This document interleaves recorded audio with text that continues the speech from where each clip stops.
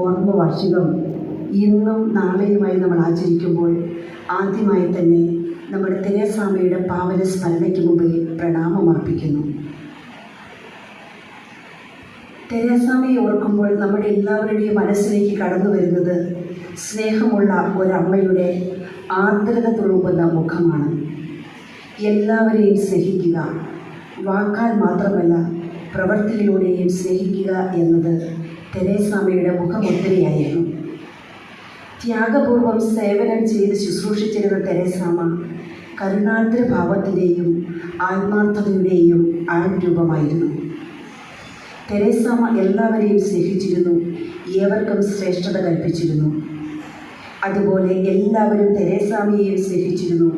അതായിരുന്നു തെരേസാമ്മയുടെ ജീവിതത്തിൻ്റെ അനന്യതയും. മേരി മക്കളുടെ ഓരോരുത്തരുടെയും ഹൃദയഭിത്തികളിൽ ബഹുമാനപ്പെട്ട തെരേസാമ്മയുടെ നിഷ്കളങ്ക സ്നേഹവും സൗഹൃദവും കൊത്തിവച്ചിട്ടുണ്ട് എന്നതിൽ സംശയമില്ല. തെരേസാമ്മയുടെ ദൈവവിളി ഒരു അത്ഭുതമായിരുന്നു. നമുക്കറിയാവുന്നതുപോലെ ബഥനി മഠത്തിൽ ചേരാൻ ആഗ്രഹിച്ചു വന്ന തെരേസാമ്മയെ 1 വർഷത്തിന് ശേഷം അഭിമന്യമാർ ഇവാനിയസ് തിരുമേനി മാർത്താണ്ഡം പുതുതായി ആരംഭിക്കാൻ പോകുന്ന DM മഠത്തിൽ ചേരുവാൻ നിർദ്ദേശിച്ചു. ദൈവത്തിൻ്റെ അനന്ത പരിപാലനയ്ക്ക് തന്നെ വിട്ടുകൊടുത്തുകൊണ്ട് കല്ലറയ്ക്കൽ മേരിയോടും വടക്കൻ ആഗ്നസിനോടുമൊപ്പം മാർത്താണ്ഡത്തേക്ക് ആ ബാലിക യാത്രയായി. മാർത്താണ്ഡത്തായിരുന്നുകൊണ്ട് ബഹുമാനപ്പെട്ട മദർ ബാസിം SICയുടെ നേതൃത്വത്തിൽ ആസ്പറൻസി, പോസ്റ്റലൻസി, നോവിഷ്യേറ്റ് പരിശീലനം പൂർത്തിയാക്കി 3 പേരും വ്രതവാഗ്ദാനം നടത്തി. സഭാപ്രസ്തകന്റെ പുസ്തകം 4-ാം അധ്യായം 12-ാം തിരുവചനത്തിൽ നാം വായിക്കുന്നു: ഒറ്റയ്ക്കായിരിക്കുന്നവനെ കീഴ്പ്പെടുത്താൻ സാധിച്ചേക്കാം, 2 പേരാണെങ്കിൽ ചെറുക്കാൻ കഴിയും, മുപ്പിരിച്ചരട് വേഗം പൊട്ടുകയില്ല. രക്ഷകനായ ഈശോയെയും സഹരക്ഷകയായ പരിശുദ്ധ അമ്മയെയും മുറുകെ പിടിച്ചുകൊണ്ട് പ്രിയപ്പെട്ട വല്യമദറും സിസ്റ്റർ ആഗ്നസും സിസ്റ്റർ തെരേസ കൊച്ചുകാലായാലും ഇഴയടപ്പമുള്ള മുപ്പിരിച്ചരടുകളായി നിലകൊണ്ടു. അവരുടെ ജീവിതത്തെ പൊട്ടിക്കാൻ ആർക്കും ഒരിക്കലും കഴിഞ്ഞിട്ടില്ല. അത്രമാത്രം സുദൃഢമായിരുന്നു അവരുടെ ദൈവമനുഷ്യബന്ധം. 5 കാര്യങ്ങളാണ് ഒരാൾക്ക് പൂർണ്ണ യോഗ്യത നൽകുന്നത് എന്ന് തത്വചിന്തകനായ കൺഫ്യൂഷ്യസ് പറഞ്ഞിട്ടുണ്ട്. ധീരത, ദയ, ദൃഢത, ആത്മാർത്ഥത, ഔദാര്യം. ഈ 5 ഗുണഗണങ്ങളും നമ്മുടെ പ്രിയപ്പെട്ട തെരേസാമ്മയിൽ പരിലസിച്ചിരുന്നു എന്നത് നമുക്ക് അഭിമാനത്തോടെ അനുസ്മരിക്കാം.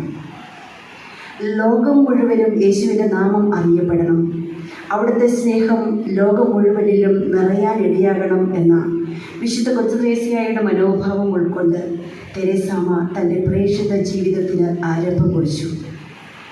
എല്ലാവർക്കും സ്നേഹം, കരുതൽ, എല്ലാവർക്കും സന്തോഷം, സമാധാനം, എല്ലാവർക്കും സംതൃപ്തി. ഇതായിരുന്നു തെരേസാമ്മയുടെ ജീവിതമെന്ന് നമുക്കെല്ലാവർക്കും അറിയാം.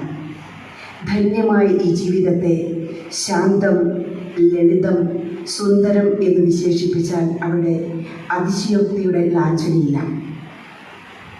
ആരെങ്കിലും എന്നെ അനുഗമിക്കുവാൻ ആഗ്രഹിക്കുന്നുവെങ്കിൽ അവൻ തന്നെ പരിത്യജിച്ച് തൻ്റെ കുരിശുമെടുത്തുകൊണ്ട് എൻ്റെ പിന്നാലെ വരട്ടെ. യേശു ആവശ്യപ്പെട്ട ഈ സ്വയം ത്യജിക്കൽ, ഞാനെന്ന ഭാവത്തെ നിർമ്മാർജ്ജനം ചെയ്ത് എളിമയോടെ ഹൃദയ നൈർമല്യത്തോടെ ജീവിച്ച തെരേസാമ്മയുടെ ജീവിതം നമുക്കെന്നും മാതൃകയാകണം. സമൂഹത്തിലെ സകലർക്കും തൻ്റെ ഹൃദയത്തിൽ ഒരിടമുണ്ടെന്ന് സ്വജീവിതത്തിലൂടെ തെളിയിച്ച തെരേസാമ്മയെപ്പോലെ നമ്മുടെ കൂടെയുള്ളവരെ സ്നേഹിച്ചുകൊണ്ട് കരുതലിൻ്റെ കരം നൽകി സംതൃപ്തിയോടെ സന്യാസം ജീവിക്കാനുള്ള മാതൃകയാണ് തെരേസാമ്മ നമുക്ക് നൽകുന്നത്.